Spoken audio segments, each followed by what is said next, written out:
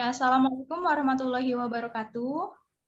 Yang terhormat, dosen pembimbing pada mata kuliah pengantar akuntansi 1 MJ106, Bu Siti Nur Hasanah, dan rekan-rekan sekalian. Pada kesempatan kali ini, saya, Fahira Yolanda, selaku moderator akan memperkenalkan rekan-rekan saya untuk membahas mengenai masalah rekonsiliasi bank. Rekan saya yang pertama ada Eko Hardiono Aji, ada Fikri Jatendra Abditya Warman, Cynthia Dwi Rahayu, Surya Baskara, Susanti Wulandari, dan Susilo Pratikno. Oke, next.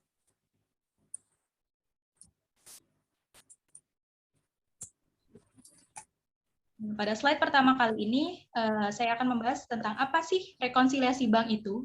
Nah, rekonsiliasi bank merupakan rangkaian catatan informasi keuangan yang menjabarkan tentang perbedaan-perbedaan kas antara perusahaan dan bank. Nah, perbedaan tersebut dapat dilihat dari catatan bank dengan catatan kas nasabah.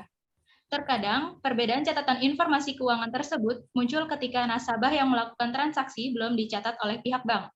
Nah, dalam kasus ini, catatan bank nasabah dianggap yang benar. Sebaliknya, jika terdapat perbedaan dari catatan pos-pos lainnya, maka catatan dari pihak bank dan juga perusahaan perlu melakukan penyesuaian. Pendapat lain juga mengartikan jika rekonsiliasi bank merupakan sebentuk verifikasi dalam proses pencocokan data saldo sebuah perusahaan dengan catatan keuangan yang terkait dari pihak bank.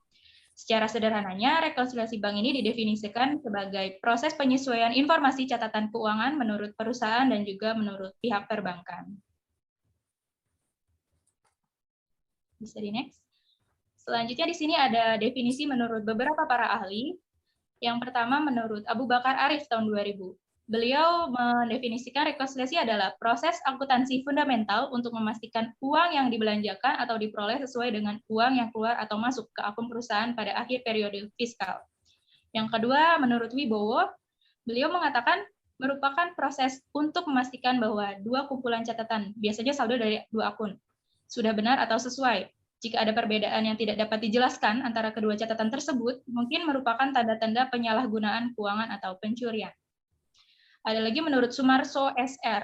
Nah, beliau mengatakan rekonsiliasi ini digunakan untuk memastikan bahwa uang yang keluar dari akun sesuai dengan uang yang sebenarnya dikeluarkan. Ada juga menurut Kantor Pengawas Mata Uang. Rekonsiliasi akun adalah proses membandingkan catatan keuangan internal dengan laporan bulanan dari sumber eksternal seperti bank, perusahaan, kartu kredit, atau lembaga keuangan lainnya untuk memastikan kesesuaiannya. Next.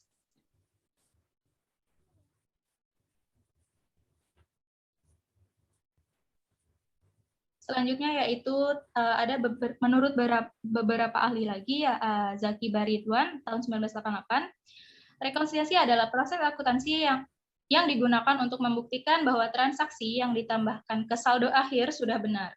Nah, tujuannya ini adalah untuk menegaskan bahwa jumlah yang keluar dari akun sesuai dengan jumlah yang telah dibelanjakan. Dan kedua akun tersebut diseimbangkan pada akhir periode pelapor. Ada juga menurut Mundar tahun 2006, rekonsiliasi adalah membuktikan atau mendokumentasikan bahwa saldo akun sudah benar. Selanjutnya ada menurut Donald F. Kiso tahun 2013. Rekonsiliasi akuntansi adalah proses memastikan saldo akun benar antara dua akun pada akhir periode akuntansi. Ada lagi menurut Mariono,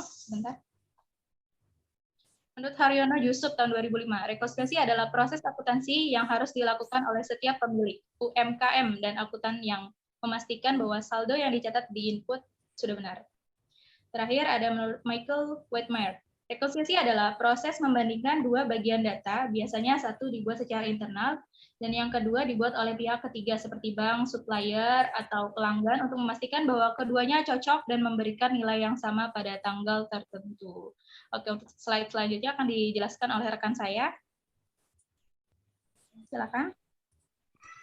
Mengapa rekonsiliasi bank diperlukan? Untuk memastikan adanya kesamaan catatan informasi antara perusahaan dan bank, maka perlu dilakukan proses rekonsiliasi bank. Dengan dilakukannya rekonsiliasi bank, maka catatan laporan perbankan dan juga perusahaan dalam periode tertentu bisa lebih terlihat rapi dan akurat. Rekonsiliasi bank juga menjadi pusat kendali atau kontrol dalam setiap penerimaan ataupun pembayaran suatu perusahaan. baik itu pembayaran dalam bentuk tunai maupun dalam bentuk non-tunai. Selain itu, tujuan diadakannya rekonsiliasi bank ini adalah untuk mengecek ketelitian dalam setiap pencatatan yang terdapat dalam rekening kas, perusahaan, dan catatan pihak bank. Dengan demikian, kedua belah pihak bisa mengetahui nominal penerimaan ataupun pengeluaran yang terjadi. Sebaliknya, perusahaan bisa mengetahui informasi keuangan yang belum sempat mereka catat lewat data keuangan dari pihak bank. Selanjutnya, kapan sebaiknya melakukan rekonsiliasi bank? Tidak bisa dipungkiri jika setiap perusahaan akan menyimpan dananya pada sebuah bank.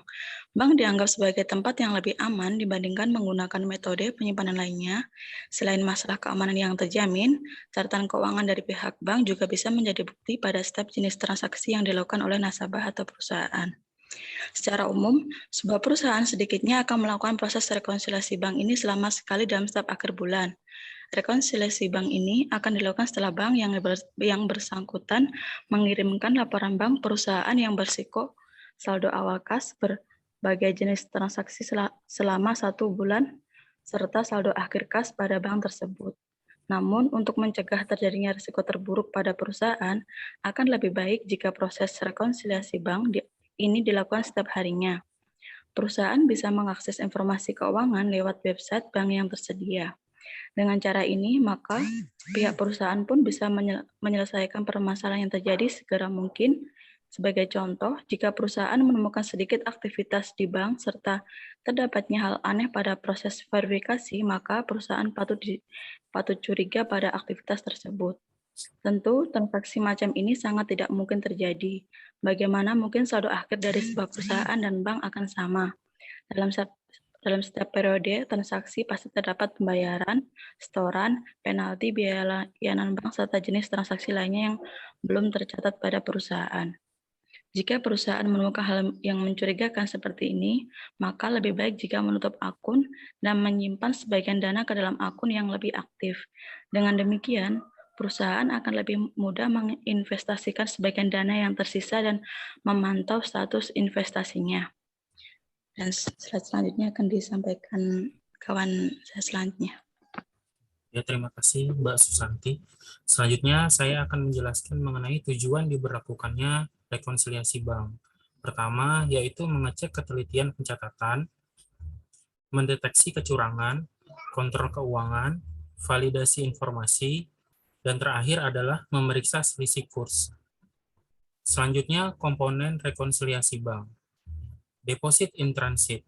Komponen deposit in transit adalah uang tunai yang sudah diterima oleh perusahaan.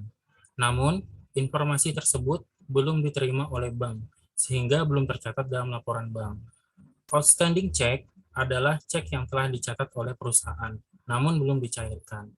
Non-sufficient fund check atau cek kosong adalah cek yang tidak diterima oleh bank, karena dana dalam rekening perusahaan tidak mencukupi.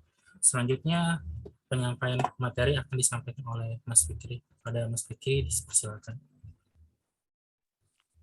Ya, baik. Makasih, Mas Aji. Prosedur rekonsiliasi bank. Pada saat dilakukan rekonsiliasi bank, maka seluruh transaksi pada periode tertentu akan diperlihatkan dan diperbandingkan. Apa-apa saja yang sudah belum tercatat pada masing-masing catatan kas, baik kas perusahaan atau kas nasabah. Setelah sebab-sebab terjadinya perbedaan ditemukan, maka pihak akuntan akan membuat jurnal penyesuaian berdasarkan bukti-bukti yang dianggap sah dan valid. Untuk lebih jelasnya, di bawah ini adalah beberapa prosedur yang bisa kamu lakukan dalam proses rekonsiliasi. 1. Bandingkan saldo kas perusahaan dan rekening dari bank. 2. Catat transaksi yang dilakukan bank. Yang ketiga, lakukan penelusuran transaksi masih proses. Yang keempat, membuat lembar kerja untuk menghitung selisih. Yang kelima, penelusuran dan pengecekan ulang. Untuk bentuk dari rekonsiliasi bank, yang pertama yaitu bentuk rekonsiliasi bank vertikal. Bentuk ini juga dikenal dengan sebutan staple, di mana semua informasi di dalamnya disusun secara bertingkat. Ada yang digambar di sampingnya. Yang kedua, bentuk rekonsiliasi bank kontrol. Berbeda dengan bentuk yang pertama, Akun form ini disusun secara horizontal dengan cara sebelah menyebelah. Yang ketiga, bentuk rekonsiliasi bank 4 kolom. Pada dasarnya bentuk rekonsiliasi bank 4 kolom ini terdiri dari 5 kolom. Namun dari 5 kolom ini hanya terdapat 4 kolom nominal mutasi. Oleh sebab itu disebut dengan rekonsiliasi bank 4 kolom. Yang terakhir bentuk rekonsiliasi bank dan 8 kolom. Bentuk rekonsiliasi bank yang terakhir adalah bentuk rekonsiliasi bank 8 kolom. Sesuai namanya, bentuk penyajian data informasi rekonsiliasi bank yang satu ini terdiri dari 8 kolom. Penyebab terjadinya rekonsiliasi bank. Yang pertama, deposit in transit. Hal ini terjadi ketika ada setoran dana di akhir bulan yang sudah dicatat perusahaan pada bulan tersebut, namun belum dicatat pihak bank dan dimasukkan ke bulan berikutnya. Piutang wesel. Piutang wesel dapat menjadi faktor terjadinya rekonsiliasi bank disebabkan dana dikirim lewat jasa bank. Yang terakhir, cek yang masih beredar atau standing. Cek yang masih beredar ini sudah dicatat oleh perusahaan, tetapi belum sepenuhnya tercatat di pihak bank. Maka hal ini menyebabkan terjadinya rekonsiliasi bank.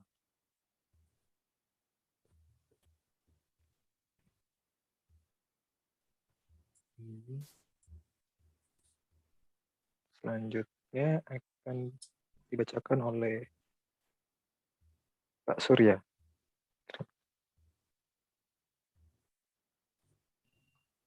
Baik, sini saya akan membacakan penyebab terjadinya rekonsiliasi bank.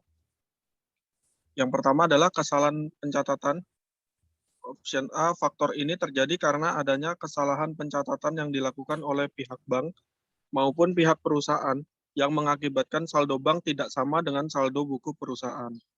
Opsi B, beban dan pendapatan bank terjadi karena beban-beban yang tidak disadari nasabah dan pendapatan bunga bank yang belum tercatat sepenuhnya oleh perusahaan juga termasuk dalam beban bank. Option C, kredit bank. Adanya kredit bank seperti deposito atau penagihan oleh bank bisa menyebabkan perbedaan saldo dan catatan antara bank dan perusahaan. Option D, cek kosong atau not sufficient fund. Hal ini terjadi karena bank yang bersangkutan tidak dapat mencairkan uang. Kekurangan dana tersebut tidak disadari oleh perusahaan sehingga tetap dicatat sebagai data pengeluaran cek. Next.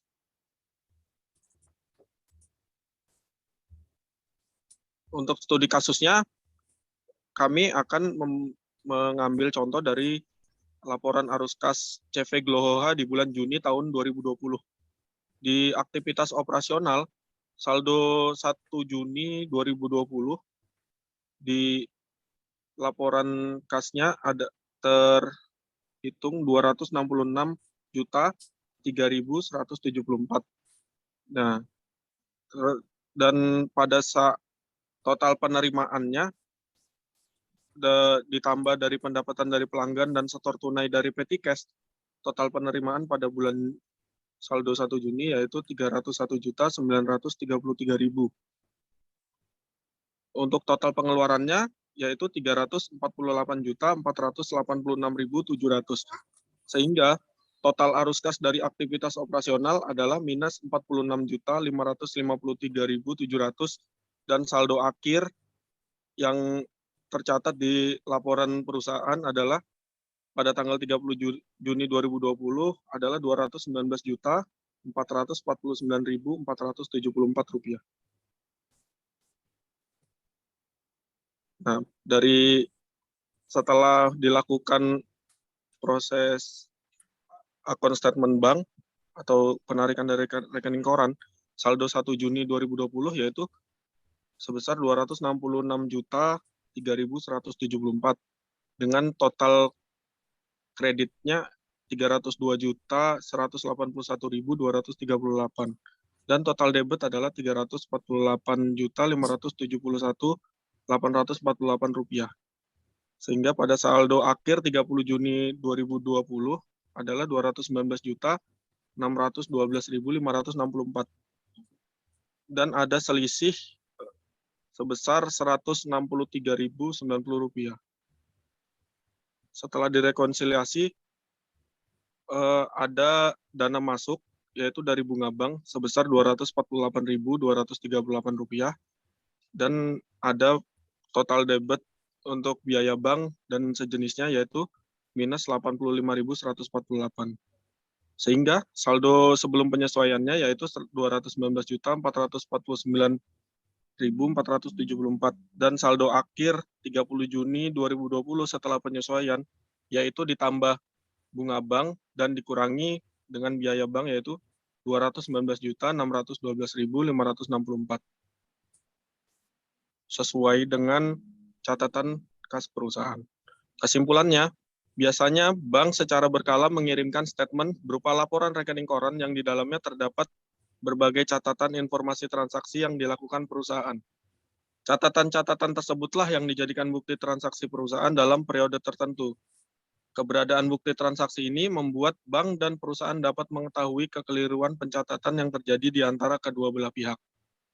Proses pencocokan ini sangat penting bagi perusahaan untuk meminimalisir ketidakakuratan penyajian data saat menyusun laporan keuangan perusahaan.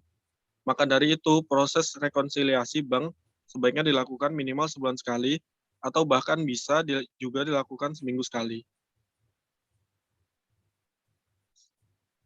Nah, untuk sumbernya, berbagai sumber dari Kumparan, dan Nandi, contoh rekonsiliasi bank, dan lain-lain.